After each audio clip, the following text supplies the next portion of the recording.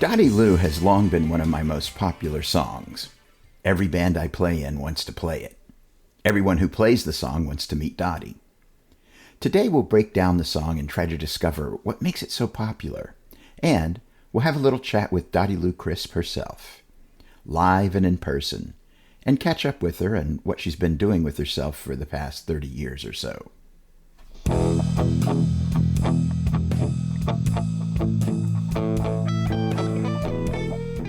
Hi, I'm Tim Rose, and this is the Tim Tunes Podcast, Episode 3-5, Dottie Lou, Fable and Fact.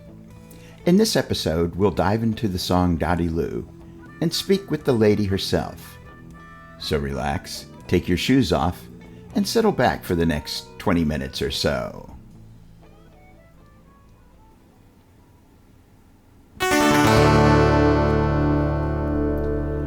I met Dottie Lou Crisp at Frostburg State College in Frostburg, Maryland, around 1974 or so. We were friends. We took a few classes together and hung around a bit, but we were never a thing. Consequently, I can still sing the song. A word to the wise: don't put the name of your girl/boyfriend in a song. I promise you that later on, your spouse or significant other won't like it when you sing those songs. And God forbid that song becomes popular. Then you're stuck between a rock and a hard place. But I digress. I remember that Dottie Lou was going through a rough patch. She had developed a reputation. Now, back in the day, a reputation was not a good thing for a girl to develop. It meant that you were easy and that you had loose morals. With the song Dottie Lou, I decided to take that reputation and instead of seeing it as a weakness, infuse it with the power it really had. So now, instead of Dottie Lou, the character in the song, being a victim, the real Dottie Lou never was, by the way, she wields the power of her sex. In reality, a lot of this was me observing her and simply documenting what was going on. But what is it that makes this song so popular? I think there are three things. 1, the possibility of sex. 2, catchy tune and lyrics, easy to understand and remember. And 3, start with the hook.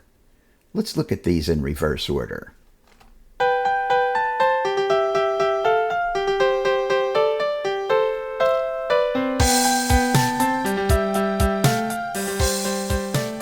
Starting with the hook is a time-honored way to get the listener into the song right away.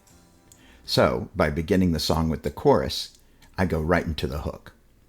A lot of popular songs do this.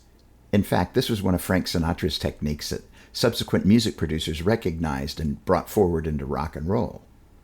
For instance, the songs Rock and Roll Music and Maybelline by Chuck Berry go right to the hook. So instead of verse, chorus, verse, chorus, I play chorus, verse, chorus, verse. This immediately gets the attention of the listener and has them wondering, who is this Dottie Lou and why are you waiting for her? Now they want to hear the verse and understand who Dottie Lou is. If I started with the verse, then you run the risk of missing the first verse and then not getting the humor of the song. This is especially true when you're playing the song in a barroom environment, which is what we were doing most of the time.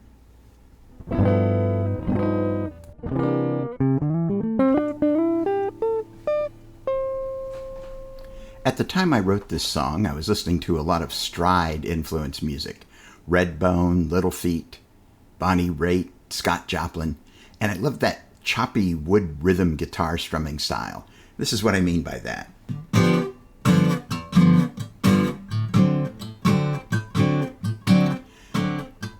At the same time, I was listening to a lot of circle of fifths or fourths progressions. These are found in folk songs like Jonathan Edwards' Shanty or millions of jazz songs and transitions from one verse to another. Here's an example of what I'm talking about.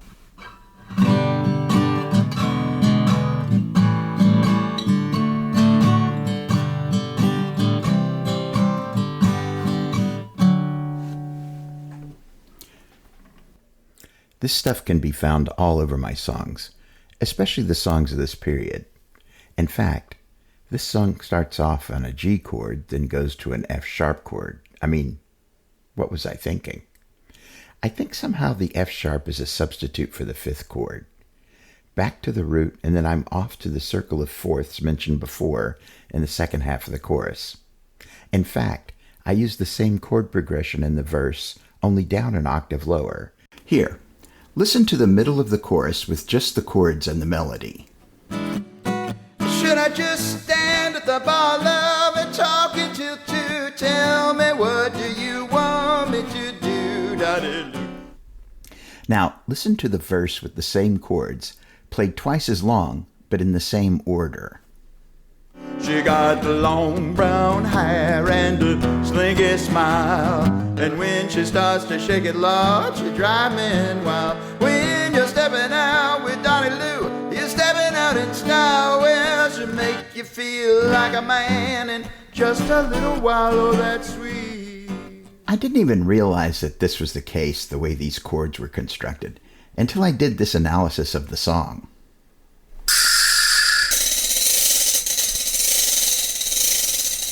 There's no falling in love in this song. There is, however, the possibility of sex. At least, that is what is implied by the song, or perhaps inferred by the user. It seems there's a line of suitors all wanting the attentions of Dottie Lou. We get the impression that Dottie Lou is free to choose, or not choose, as she so whims. I think there's a kernel of truth here in that in almost any relationship, sexual or otherwise, there's one person asking for something, and another person giving something. Or not. That being said, I didn't really think about any of this stuff in the 45 minutes it took me to write this song back in the 70s. Heck, it's taken me a lot longer to analyze it than it took me to write it. And after all, these are just my own opinions. I feel a little like a tree trying to describe itself.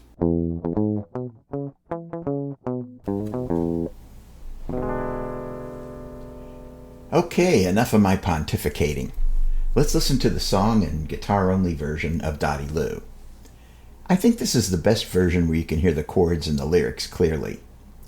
Recorded in 2009 and included on my virtually live collection of songs, here is Dottie Lou.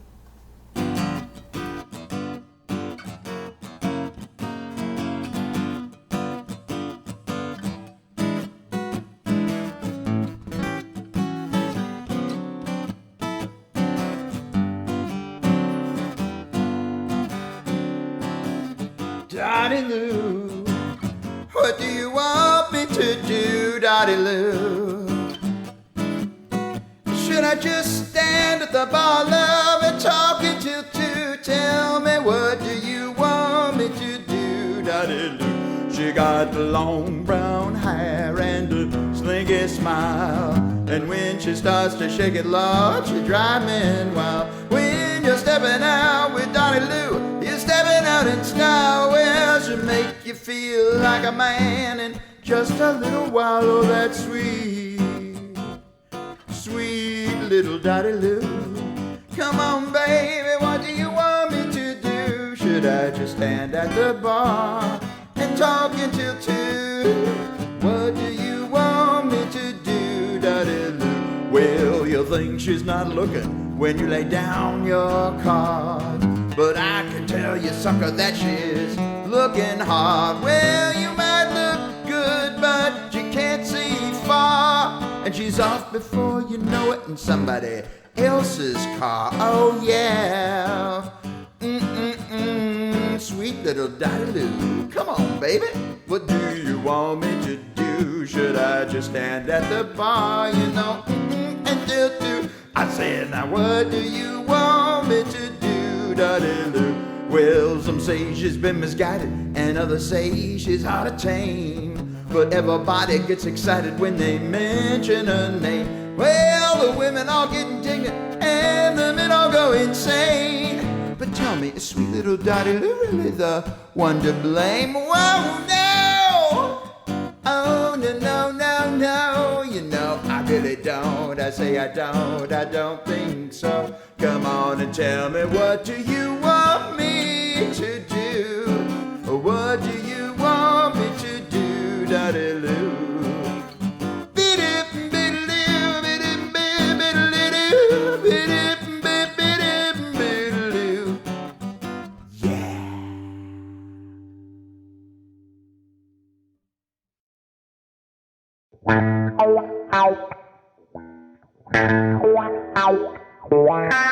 I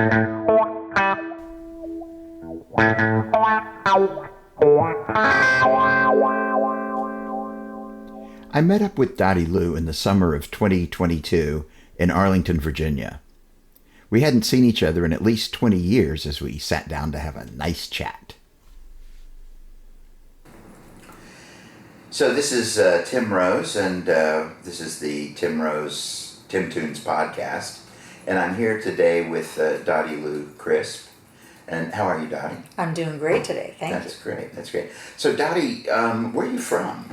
I'm a third-generation native Washingtonian. Wow. And I've lived mostly in the D.C. area until I had a career and I moved to California. Mm-hmm. And now I'm back. Wow, that's and you're retired now? I am. I'm a retired attorney. And what kind of stuff did you do? I was a trial attorney, and I also did appeals. That's what I really liked a lot. Yeah. A lot. Yeah. Because you didn't have to deal with clients so much. Yeah. But I also did water law and public law. In California. All in California. Yeah, water law in California. It's a big different thing than it is here. Oh, way different. Yeah. Yes. Yeah, it's like gold. Yeah, it is. I mean, because most of it is a desert. It's life, it's money. You know? Extremely. Yeah. Whereas here, we have rain. Yes. Right. When you have rain. When I say here, I'm in D.C. right now, but I mean, I live up in Boston, so. Oh, and there's plenty of rain up there too. Yeah, a lot of times. We've had a couple of droughts the past few years. Well, they're everywhere. But I mean, what we call a drought, you guys call good weather. Yeah, exactly. Exactly. Or the California people. Yeah. I love living in California. Yeah. But I came back to the East because this is where my family is. I've known you for a long time. Yes. I remember, I think I met you, who was you at Frostburg? I know it was at Frostburg, but I remember when I met you, you had like a bandana around your head. You had on jeans, and you had on, I think, leather boots. Am I remembering that, or some kind of boots or something? Oh yeah, I wore those moccasin. Yeah, that was it. Mm-hmm. Yeah, the moccasin shoes. Mm-hmm. Yeah, and I thought, this girl's cool. She's very cool, very hip. And you were talking to Ann Wallinger, and somehow I just got into the conversation. I probably just inserted myself into it. She was a great teacher. Yeah. I loved her. Yeah. So that was where I first became aware of you. And then, I got to know you kind of peripherally for a little while, and then, we kind of became friends through theater because I think we were taking some of the same classes or something, maybe. In the theater. Now, Dottie Lou is your real name, though. Well, my name is Dorothy Lou Crisp. Dorothy Lou. Okay. Dorothy. Dorothy. Dorothy. Okay. Well, it's easier to say Dottie Lou. Yes, it is. Yeah. Yes, and that's what I've been known as for many years. Yeah. Although a lot of people still just call me Dottie. Yeah. Mm-hmm. Or anybody call you Dot? No, I wouldn't allow that. I remember you supporting me when I was here in the area playing. Right. I remember you going to somewhere in the Singer Studio. Yes. And that time I played Dottie Lou, of course. But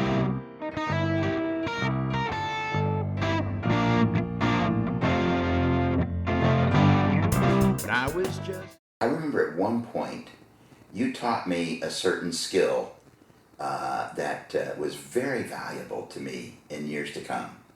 What's the that? Dip kiss. How to dip somebody. The thing where you turn them and you... Oh, I don't remember that. You made my head spin. You dip kiss me. And it's like, because what happens is like you totally lose everything, the other person is like totally helpless. It's like a karate move or something. But I remember that, and it was like, wow, I gotta remember that. Oh my gosh. Yeah. And I have no recollection of it whatsoever. Well, time. Yeah. What are you gonna do? Time and beer. Yeah. Hey, we were kids. We were kids. having a good time. That's right. Yeah. So that was when I kind of started getting going on playing and writing songs and stuff. And that was while in that house is where I wrote Dottie Lou. Really? Mm-hmm. Oh, I didn't know that. Yeah. Huh. Yeah.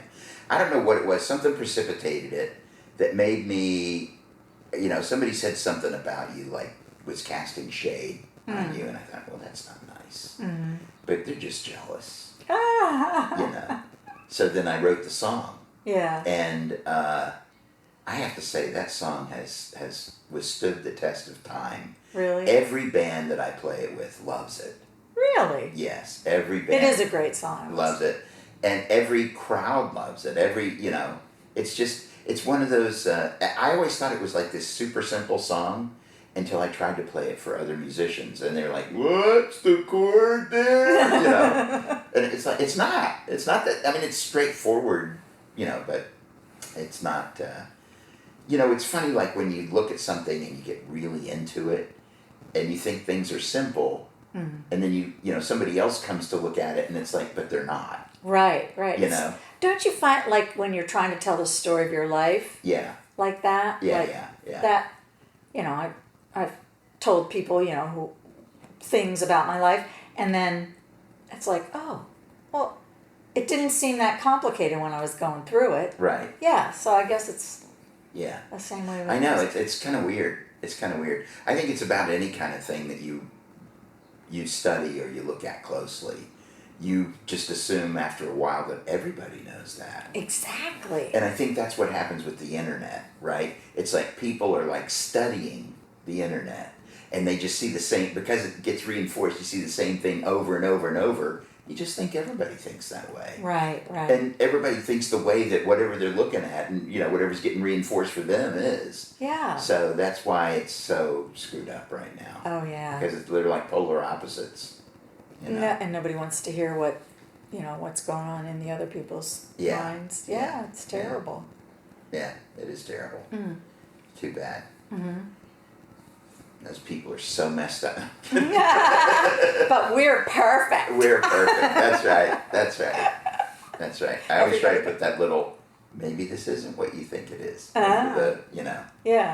But it's not really necessarily about who you think it's about. Right. Right, that's the whole point. So you may think you know who this ditty is about.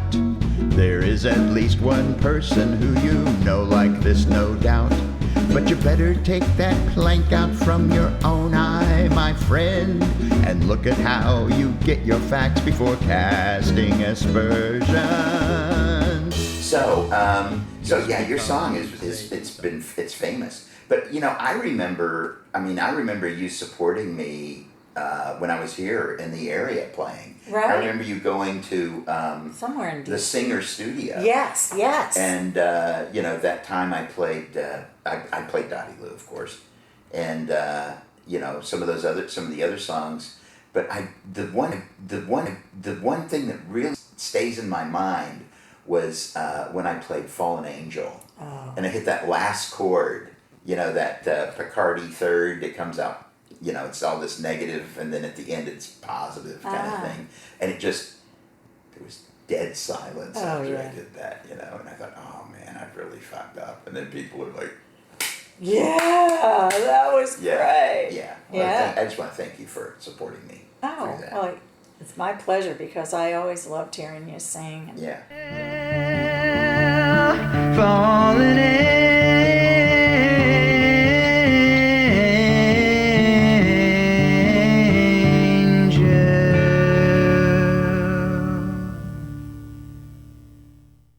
So it's funny, isn't it, how all this stuff is like all packed in together. Yeah. I went to your house once, I think. I don't remember what it was for, but I went to your house and I don't remember why. I don't either. Yeah. Maybe it was one of the parties I had when my parents were away. There was no party. No? It was just me knocking on the door, and your dad came to the door. Oh, okay. And Papa Crisp.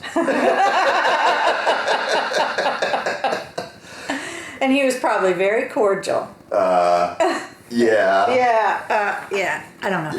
Yeah. Back in those days, he didn't have a very good sense of humor. No. Well, I was working 2 full-time jobs, Oh my God. The blue-collar neighborhood. Yeah. And Yeah. you're Baptist, right? I grew up Southern Baptist. Yeah, me too. Me too. Yeah, went to Temple Hills Baptist Church. That's where I went. I was a Boy Scout there. Oh, right, yeah. Yeah. When the church got struck by lightning. Do you remember that? No. Yeah, the temple, the steeple. You could go in the sanctuary and you could see the line. Oh, yeah. You know, I you do remember don't you? that. See? Yeah. Yeah. Because we went there from the time we moved to Maryland in 1963 and until I got out of law school in 1983. Wow. So, wow. yeah. Situation. Well, I grew up singing in that. Well, we went to Baptist churches when we lived in Virginia before moving to Maryland. But yeah, I sang in everything there. The only time my dad came to church with us was when I was singing. Can you get me into heaven, friend? Do you think you've got the key?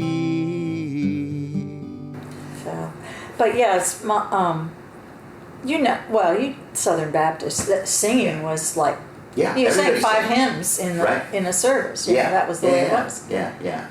Just as I am. That the invitation hymn, just as I am. I mean, my favorite. Up from the grave he arose with the mighty triumph o'er his foes. Yeah, that's one of my favorites too. I always thought that would make a great rock song. Yeah. You know. But the beginning of it is so. Low in the grave he lay. Right. So many intros. You forget all the intros. Yeah. I'd do a Sinatra thing where I'd go right to the hook and start the song with the hook. Yeah. Yeah. Right. That's the way it should be. then people are like, oh yeah. Right. And did you do Bible drills? Oh yeah, sword drills. Sword drills, right? Yeah. Exactly, sword drills. Yeah. I already talked about that in one of my podcasts. Oh, you did? Yeah. Because you pull out the. Yeah. Yep. I had a special hardcover Bible. Oh, so that it wouldn't flop around and I could get to Psalms right away. And then, and find the other. Yeah, that's right. And you know what? If you're not Southern Baptist, you don't know that stuff. I know. Because I go to Episcopal church now. Right. And they don't do that. They don't do anything. A Bible. No. You're like, you have a Book of Common Prayer, but you don't. There's no Bible. Well, Episcopal is like a step away from Catholic. Yeah, it's Catholic light. Yeah, exactly. And my wife said, I said, well, don't you read the Bible? She said, no, they told us don't read the Bible. It'll only confuse you. Yeah. I used to go, one of the churches I went to when my daughter was little was a Evangelical Friends church. So it had the Friends tradition. Evangelical Friends? Yes. Wow. Yeah, isn't that amazing? Wow, that's crazy. Yeah. I've never heard of that. That's sort of like...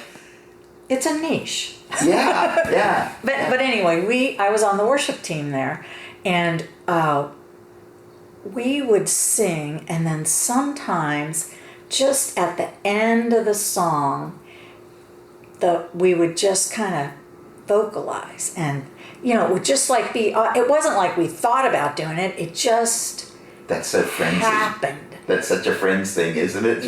Just let the inner light, the whole inner light thing, just kind of came out. I bet that was awesome. And it was. It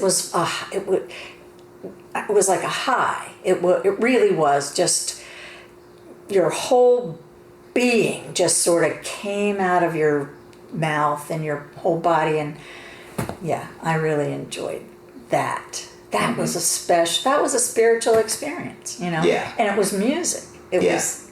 Yeah. That's great. Yeah. That's great. Now, do you have any cause or anything that you want to support right now? Anything you want people to give money to? I am a big supporter of humane societies. Okay. So whatever. I just think any assistance one can give to SPCA or various humane societies, that's where I would put my... Okay. Well, I'm going to put in a link to one. Do you okay. have any particular one? How about the Winchester SPCA? Okay. There you go. Winchester, Virginia SPCA. Yeah. Okay. Yeah. Very good. Yeah. All right. Is there something maybe in the Now, theater. Dottie Lou is your real name, though. Well, my name is Dorothy Lou Crisp. Dorothy Lou. Okay. Dorothy. Dorothy. Dorothy. Okay.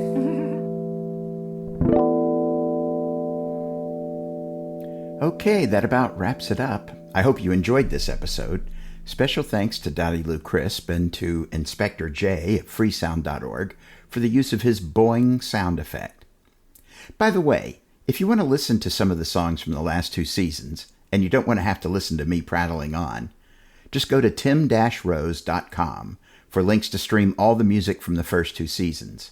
You can drop me a line at Tim Tunes Podcast on Facebook. We'd love to hear from you. Thanks for listening.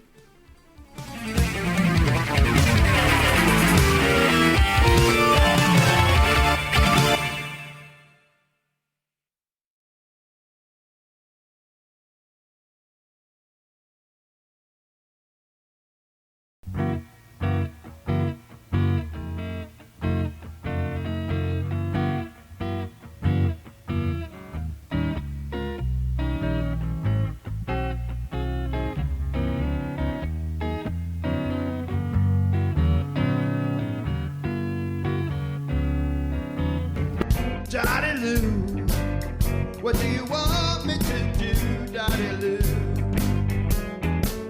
Should I just stand at the bar, love, and talk at you too? Tell me, what do you want me to do, Dottie Lou? She got the long brown hair and the slinky smile, and when she starts to shake it, Lord, she drive me wild. When you're stepping out with Dottie Lou, you're stepping out in style. Well, she'll make you feel like a man in just a little while. Oh, that's sweet, sweet little Dottie Lou. Come on, baby, what do you want me to do? Should I just stand at the bar and talk until 2? What do you want me to do, Dottie Lou? Well, some say he's not looking when you lay down your cards, but I can tell you, brother, that she's looking hard. Well, you might look good, but you can't see far, and she's off before you know it in somebody else's car. Oh, yeah.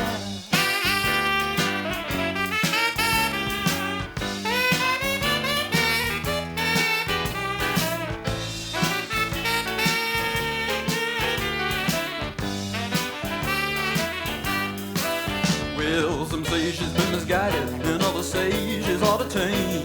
But everybody gets excited when they mention her name. Well, the women all get indignant, and the men all go insane.